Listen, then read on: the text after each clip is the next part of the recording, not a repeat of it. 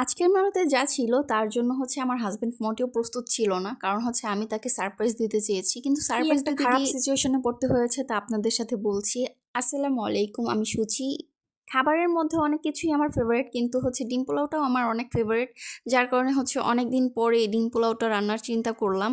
আমার মাছ খেতে ইচ্ছে করছিল না, বাসায় কোনো মাংসের পুটলা ছিল না, মাংস ছিল না। যার কারণে ডিমটা দিয়েই ডিম পোলাও রান্নার একটা আয়োজন করেছিলাম ইফতারিতে খাওয়ার জন্য। আর সিয়ারিতে খাওয়ার জন্য ছিল লাউ শাক ভাজি আর ডাল।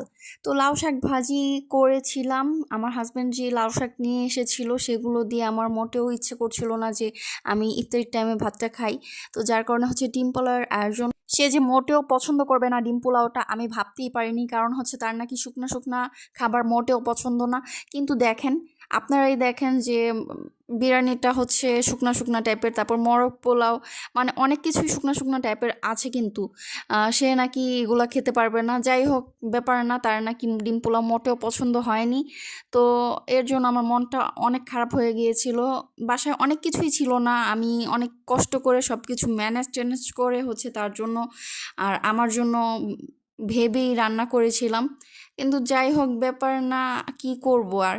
মন রাখার অনেক চেষ্টা করি, কিন্তু মানুষের মন সবসময় আপনি রাখতে পারবেন না। এটাই সমাজের নিয়ম, এটাই আপনার পরিবারের নিয়ম। আপনি যতই কষ্ট করবেন না কেন, কারো মন সহজে পাবেন না। তো যাই হোক, আল্লাহ হাফেজ সবাইকে। ভালো থাকবেন, সুস্থ থাকবেন, মোস্ট ইম্পর্টেন্ট ফুর্তিতে থাকবেন।